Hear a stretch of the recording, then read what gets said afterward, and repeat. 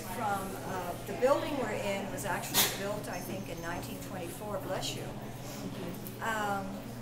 And there was an inn in this location before with a different, there's always been an inn in this location at the end of the Santa Fe Trail. But this reincarnation was built about 1924, and here it is shown after it was acquired as part of a Harvey House, to become a Harvey House in 1926. And these are the Harvey cars, these are the vans that were called Harvey cars that would pick up the people at the railway station and take them on special excursions, guided tours out to the pueblos where they could actually see Indian arts and crafts being made on location. And they would have taken them, for example, to San Ildefonso. Now, a lot of people, when they go to an Indian pueblo today, they don't look like Taos Pueblo. Taos Pueblo is the only one that looks like what you think of an Indian pueblo ought to look like. The rest of them will have low adobe buildings and a Catholic church in the plaza. And a lot of the buildings are people sell out of their homes. So they don't look like much. A lot of people are disappointed when they go to the pueblos.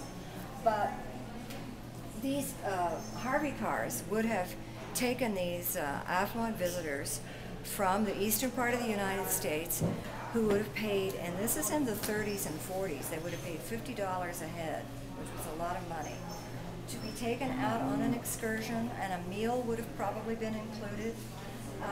These were the drivers in the Tom Mix costumes with the 10-gallon hats. And the tour guides, you don't see them in this picture, but they were called couriers.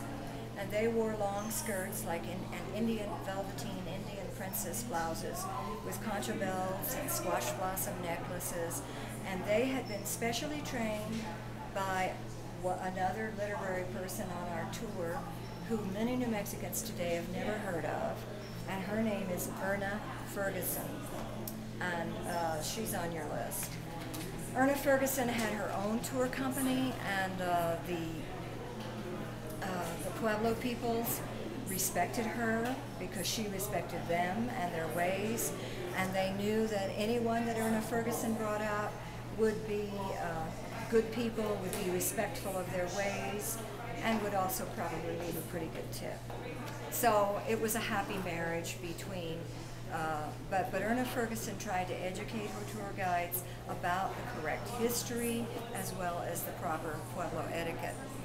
And it was an interesting era. There's a new book on your list, I think I added it this last time, called Appetite for America, also nonfiction, written by a man who's been to Santa Fe twice this year to promote his book, Stephen Fried.